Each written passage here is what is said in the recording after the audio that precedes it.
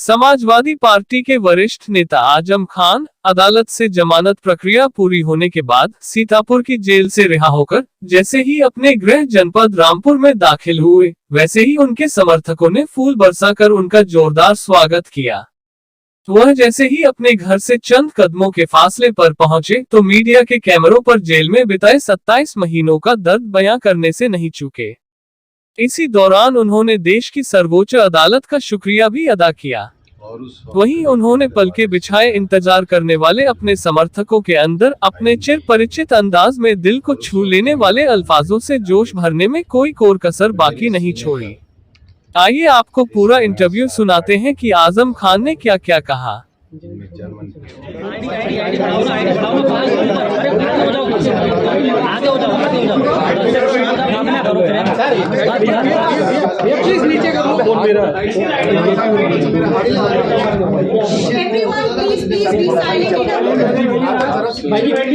एक सेकंड, सब साइलेंट हो जाए।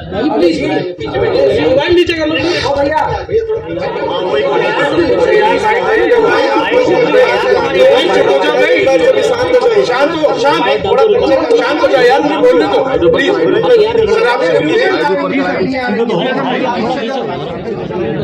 बोलो मत। अरे ये आईडी ये हटाओ, कम से कम आईडी मत दो। आजम भाई, अब ये 2.5 साल के बाद आपको ये सुप्रीम कोर्ट से राहत मिली है, तो इस मामले को लेकर आपका एक हाई कोर्ट में मामला 5 महीने फंसा रहा, तो सुप्रीम कोर्ट ने उस पर आपको जमानत दी है, तो इसको लेकर क्या कहेंगे? जिस तरीके से फैसले हुए हैं, ये रोके गए हैं। मैंने एक मौके पर जेल में जब जज साहब से ये कहा था कि आपके पास आसमान वाले की डेलीगेटेड पावर्स है और उन पावर्स का इस्तेमाल आपको कैसे करना है, जाहिर है कि आपको ही करना है। मैं ये समझता हूँ कि हमारे कुछ हाई कोर्ट के फैसलों में और सुप्रीम कोर्ट से 100% मामलों में जिस तरह से हमें इंसाफ मिला है, उसमें यही कहा जा सकता है कि सुप्रीम कोर्ट ने विधाता की तरफ से जो पावर्स उनको डेलीगेट पावर्स थी, उसका सही और जायज़ इस्तेमाल किया है। और सुप्रीम कोर्ट ने हमारे दिलों को इस बात के लिए मजबूर किया है, जिस तरह हमारे अब्दुल्ला ने कहा, उस तरह हम भी ये कहें सुप्रीम कोर्ट से। सर, जिस तरीके से समाजवादी पार्टी ने सफर किया है इस चीज को लेकर के, क्योंकि 26 महीने से लगातार आप अंदर रहे हैं, परिवार लगातार आप जेल में भी पहुंच रहे हैं, कुछ राजनीतिक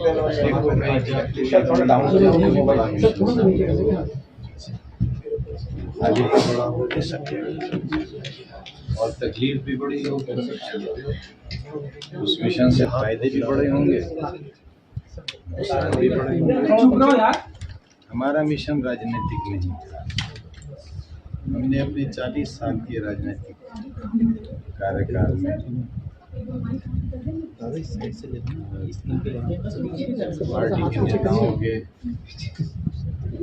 अपने सियासी यात्राओं के जूते इसलिए सीधे नहीं किए थे कि हमें अपने लिए सोने या चांदी के कंगन चाहिए। हम कहाँ रहते हैं ये आप, हमारा शहर कैसा भी आपने देखा, यहाँ की इमारतें अगर आप देखें, हमने कैसे शहर बनाया। इस सब के पीछे जो बुनियादी मकसद था वो ये था कि मैं आपके लीगल यूनिवर्सिटी का पढ़ा हुआ हूँ, और ये मेरी किस्मत की खुशनसीबी कहें या बदनसीबी कि जब मैं LLM फाइनल सेमेस्टर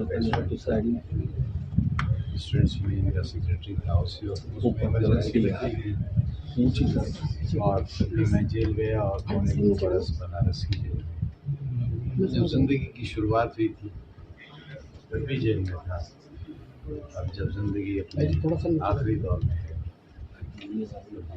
सर अपने से कुछ गिला कुछ शिकवा मैंने- समाजवादी पार्टी मैंने अलीगढ़ में एक शेर सुना था तालिब ज़िंदगी में कि चश्मे सैयद नगरा है कि फिर शायद चश्मे सैयद नगरा है कि फिर उठे शायद कोई दीवाना अलीगढ़ में गया। तभी मैंने अपने छात्र जीवन में ये तय किया था। मैं कोशिश करूँगा कि और बड़े भाई बहुत नाराज हैं और वो कह रहे हैं कि मुस्लिम सिफा है आपके इशारों से बहुत ज़्यादा और आज उनसे जो मेरा सवाल भी था तो वो यही कहते नजर आए कि वो आए नहीं और हमने जो यात्राएं हमारे भाई ने झेली हमारे परिवार ने झेली वो इस देश को हमेशा याद रखेगा। देखिए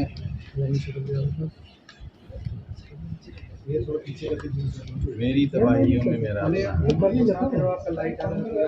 हम पर मुकदमे कायम कराने वाले लोगों में कौन लोग सबसे पहले 8 मुकदमे और उन्होंने ये कहा कि आजम खान ने जबरन हमसे ज़मीनें छीनी।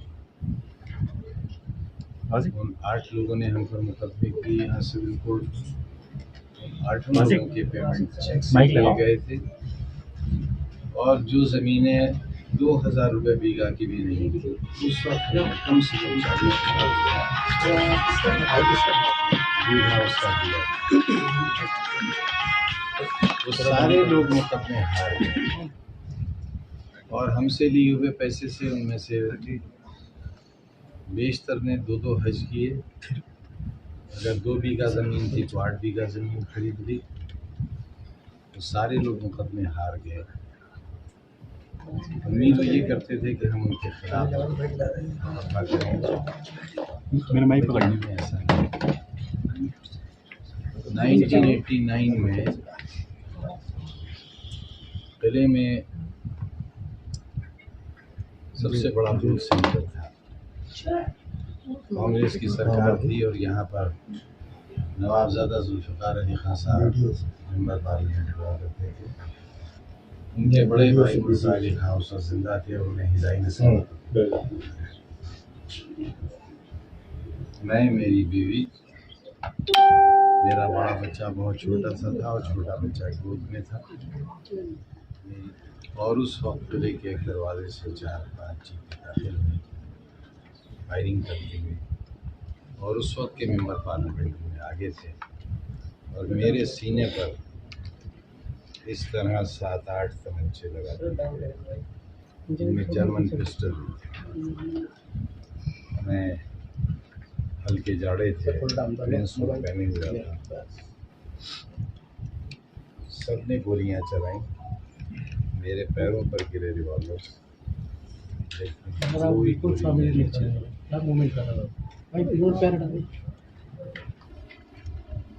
पुलिस फायरिंग हुई, कई 100 राउंड गोली चली। मेरी मौत नहीं आई थी, मैं नहीं मरा। और उसी मैदान में, जिस मैदान में ये हादसा हुआ था, पहली बार सरकार बनी, मैंने वही हेलीकॉप्टर उतारा और लोगों से पहली बार ये कहा, तुमने सुना होगा अल्लाह होगा, तुमने सुना होगा भगवान होता है। ये बैठे भैया ये ब्लॉग मुझसे क्यों इलेक्शन कैंपेन में था पिछली बार। आप तो सब पढ़े लिखे हैं, जानते हैं अगर हेलीकॉप्टर के पर में मक्खी के बराबर भी कोई लेस आ जाए तो क्रैश हो जाएगा। 2 करोड़ का हेलीकॉप्टर है और तकरीबन इतना बड़ा टुकड़ा ज़्यादा हेलीकॉप्टर के पर का हुआ। धमाका हुआ बहुत जोर का, हेलीकॉप्टर नाचता रहा, कभी हाई टेंशन वायर पर उतरता था, कभी जा रही थी ट्रेन उसमें उतरता था। पायलट्स पसीने पसीने हो गए क्योंकि उन्हें मालूम था कि उस वक्त हम रसूल मिनल्लाह व कसम खड़ी सिर्फ एक ही दुआ याद रहती है, वो हेलीकॉप्टर से गिरा और वो ऐसी जगह गिरा जहाँ से आलू निकाले गए थे और खेत बहुत नरम था। जब मैं उस वक्त नहीं मरा, जब मैं किले के मैदान में इतने मेरे सीने पर तमंचे चलाए गए तब नहीं मरा। मुझे इतना भयानक करुणा हुआ कि पूरे अस्पताल में मैं अकेला जिंदा बचा था। मेरे सामने से सारी लाशें, मेरे सामने वार्ड खाली होता है और फिर भी जाता था। बहुत कोशिश की, मैं फिर जिंदा बाहर आ गया। मैं समझता हूँ ये जो एजुकेशन कमीशन ने शुरू किया है वो रहे या न रहे, सदियों लोग इसके खंडरात देखने आया करेंगे। आपने अगर जौहर यूनिवर्सिटी को देखा नहीं है तो एक बार मेरी रिक्वेस्ट है। सर इसी पे तो सवाल है जो आपने बात की, क्या आजम खान साहब का क्या जिस तरीके का अंदाज होता था जेल जाने से पहले, क्या आजम खान का अंदाज वैसे ही रहने वाला है? क्या आवाज जाएगी आजम खान? देखिए, मैंने आपसे अर्ज किया कि मैंने 40 साल सोने और चांदी के कंगन हासिल करने के लिए बनी है। न मेरे पास कोई बंगला है। जब ईडी वाले मेरे इंटरोगेशन करने के लिए जेल में 5 दिन आए और उन्होंने मुझसे पूछा विदेशों में कहाँ कहाँ आपकी प्रॉपर्टी है, कहाँ कहाँ बैंक अकाउंट्स हैं आपकी, तो मैंने बस उनसे इतना ही कहा कि मुझे आपके सवालों का गुस्सा नहीं आ रहा है, बल्कि इस बात पर शर्म आ रही है। आजम भाई, ये जो मुकदमों का दौर शुरू हुआ आजम भाई, ये आपके पार्लियामेंट बनने के बाद शुरू हुआ, कहीं इसकी वजह ये तो नहीं कि एमपी का इलेक्शन लड़ा, एमपी चुनेगा या उसके बाद से फिर मुकदमे ही सारे लगे? किसी को दे दो आइडिया। कहने का मतलब ये है कि सेंट्रल की राजनीति में आजम खान बड़े कदम बन जाए, इस वजह से तो नहीं।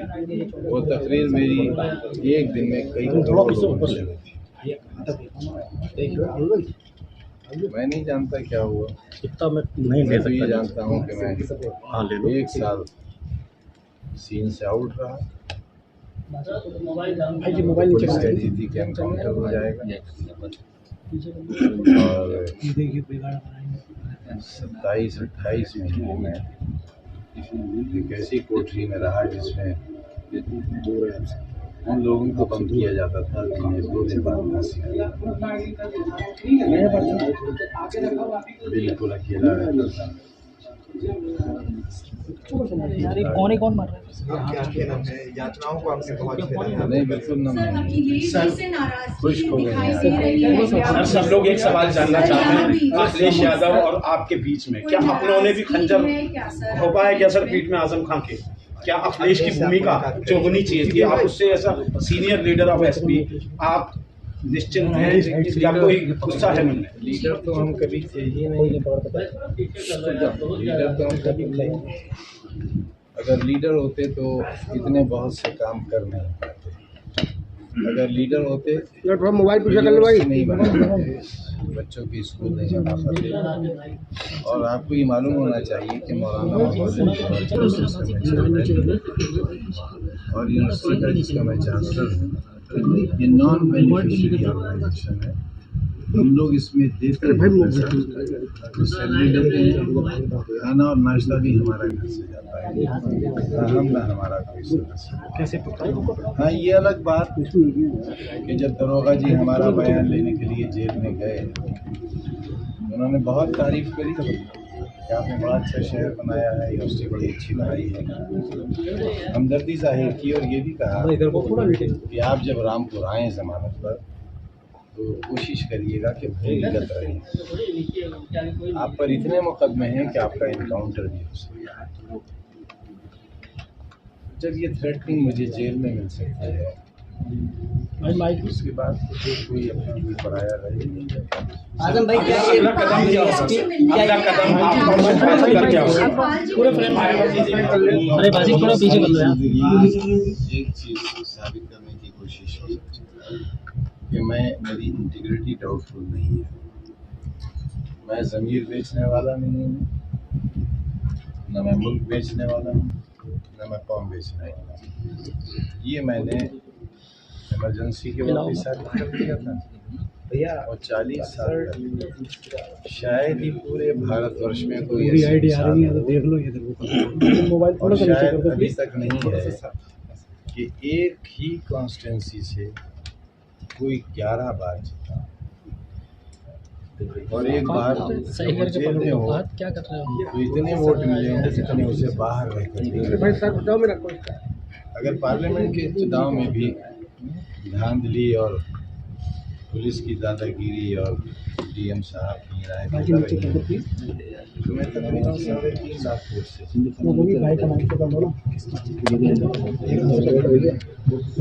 अगर आप बाहर होते हैं तो समाजवादी पार्टी के लिए सरकार बनाने में कितना देखिए, ये आगे दिन बातों को यकीन इसलिए न करिए, हम आप सब एक ताकत को मानने वाले हैं, सुप्रीम पावर को। यही सब होना था। अगर लीडर ऑफ अपोजिशन के लिए आपका नाम क्यों नहीं जाता? आप इतने सीनियर असेंबली मेंबर, इसलिए कि मैं उससे भी ज्यादा सीनियर हूँ। लेकिन सर आपके लोगों में नाराजगी है। उन्होंने कहा कि सिर्फ हमारे शरीर से अखिलेश यादव को बदबू आती है। आपके आज भी देख रहे हैं कितने समर्थक सड़कों पे थे। वो चाहते हैं कि आजम खान अगर खड़े होते हैं तो बीजेपी का विकल्प एक दे सकते हैं। आजम खान क्या मुस्लिमों का एक बड़ा चेहरा बनकर एक विकल्प दे सकते हैं? क्या मायावती और अखिलेश के साथ? इस वक्त मेरे लिए बीजेपी, बहुजन समाज पार्टी या कांग्रेस इसलिए बहुत बड़ा सवाल नहीं है क्योंकि ये मेरे परिवार पर, मेरे लोगों पर हजारों की तादाद में जो मुकदमे दायर किए हैं, उन्हें बस मैं ये कह सकता हूँ कि मेरी तबाही में मेरा मेरे अपने लोगों का बड़ा कंट्रीब्यूशन है और मालिक से दुआ है कि उन्हें सद्बुद्धि आए। क्या आप इशारों में सब चीज कह रहे हैं, आपका अपना अंदाज बयां जो है वो बिल्कुल जुदा होता है, लेकिन सब लोग जानना चाहते हैं कि जो तकलीफ और जिस 27 महीने की पीड़ा से आप गुजरे हैं और जो एक पार्टी होती है, देखिए एक माँ बाप के तौर पर पार्टी होती है आजम भाई, उस पार्टी में क्या आपको लगता है कि जिसके लिए आपने 40 वर्षों तक सड़क पर, अभी आप बता रहे हैं किस तरीके से गोली चली आप पर, लेकिन सुना ये है कि महबूबा के कहने पर किसी ने अपनी माँ का दिल निकाल दिया और वो दिल निकाल करके महबूबा की तरफ बढ़ गया, ठोकर लगी और दिल के साथ गिर गया। तो माँ के दिल से आवाज़ आई कि सारे राजनीतिक दल ये समझते हैं कि मुसलमान सियासी जमातों के समीकरण खराब कर, लिहाजा मैं इनके पसंदा बोर्ड ने भी इस इशू को लिया है जिसके बारे में मोहतरमा जिक्र कर रही थी और बहुत से मामलात का पसंदा बोर्ड है। हमारे दीगर उलमा हैं, हमारे कई सेंटर्स हैं, जैसे बरेली का मरकज़ है, मुबारकपुर में है, देवबंद में है, नदवा है। इन सारे लोगों से मैं कोशिश करूँगा इस बारे में कि हम इस पर भी सोचें कि कहीं ये वोट तो हमारी बर्बादी की वजह नहीं है।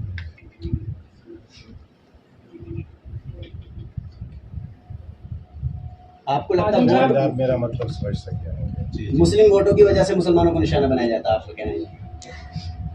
मैंने कहा तो नहीं है सर। सर एक और सवाल, आप नहीं चाहती गैरहाजिरी में यहाँ सर क्या आप चाहते हैं कि वोट का अधिकार मुसलमानों को खत्म? बुलडोजर की जो राजनीति चलाई गई है, खासकर देखा गया कि उसमें मुसलमानों के कई घर और दुकानें तोड़ी गई, तो बुलडोजर की राजनीति पर आपका क्या कहना है? कोई शिकायत नहीं है। हमने तो विधानसभा में कहा था एक बार कि सिर्फ मुसलमानों पर कानून शरीयत लागू कर दिया जाए। अगर उसके रिजल्ट्स अच्छे हों तो और लोग भी सोचें। आज रेप के मामले में जो सज़ाएं दी जा रही हैं वही सज़ाएं इस्लाम भी तजवीज़ करते हैं। कातिल के बारे में जो सज़ाएं हैं वही इस्लाम भी कहते हैं। एक सवाल आपके समर्थक पूछ रहे हैं कि क्या शिवपाल यादव जिस तरीके से आपके नजदीक है, सर शिवपाल यादव जिस तरीके से नजदीक है, मायावती आपके बारे में अच्छा कर रही है, आपके संघर्षों को सलाम कर रही है, कांग्रेस कर रही है, तो क्या आने वाले वक्त में उत्तर प्रदेश की राजनीति में तीसरे विकल्प की चर्चा ओवैसी साहब का नाम भी जोड़ना चाहूंगी क्योंकि ओवैसी साहब ने भी आपकी रिहाई की दुआएं की थी।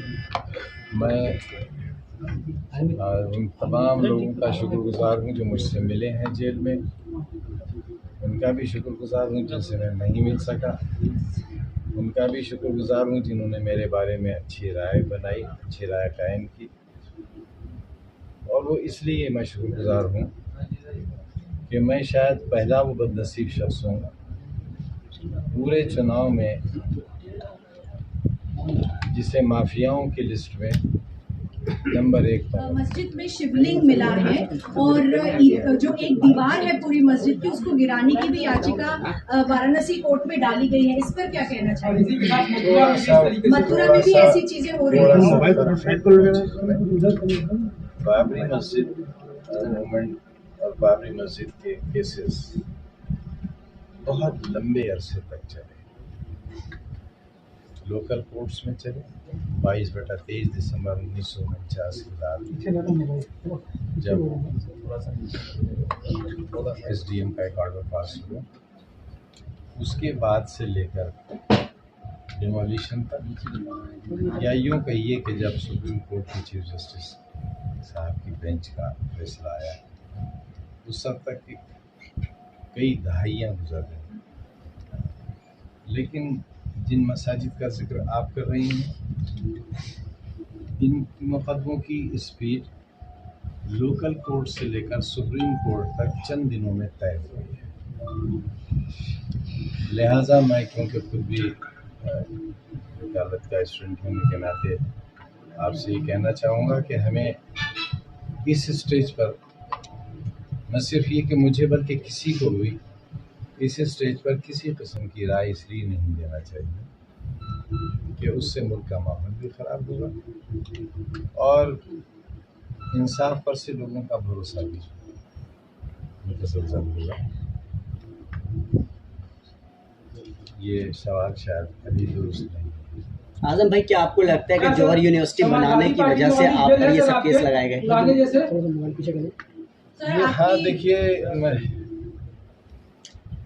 मेरे ऊपर एक मुकदमा कायम हुआ था जब मैंने किसी के बारे में ये कहा था कि आपने अपने बच्चे और बच्चियों को कलेक्टर और SP की कुर्सी पर बैठा दिया, लेकिन मेरा बच्चा कहाँ है, उसका मुस्तकबिल क्या है, ये मैं नहीं जानता। लिहाजा मैं ये कोशिश कर रहा हूँ कि अगर मेरा बच्चा, यानी कमज़ोरों का बच्चा, कलेक्टर और SP न बन सके, डॉक्टर और इंजीनियर बन जाए, नर्स बन जाए, क्लर्क बन जाए, चपरासी बन जाए, लेकिन आज के हालात में मैं ये समझ रहा हूँ कि मुसलमानों को जो भी सज़ा मिल रही है उनके राइट ऑफ वोट की सज़ा है। और आज़ाद हिंदुस्तान के पार्लियामेंट के इतिहास में मैं अकेला मेंबर पार्लियामेंट हूँ जिसे हाउस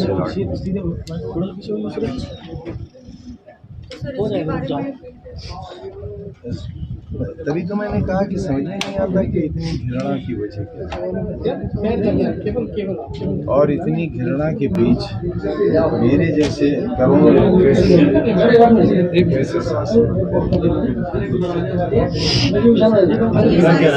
इनका कोई जवाब ही नहीं है। आपकी जो शर्तों बेल की शर्तें हैं वो इतनी सख्त हैं जो जिसके बारे में कहा गया है।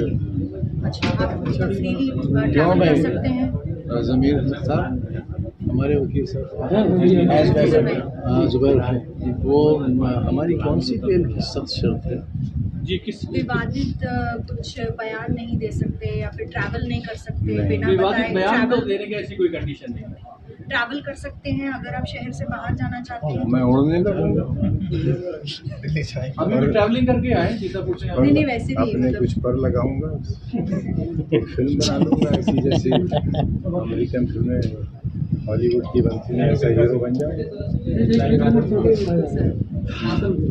स्वस्थ हो जाएं जल्दी और आपको एक्शन में दिखने मिले। हम सबको हमारे पत्रकार की तरफ से यही है। सबका बहुत शुक्रिया।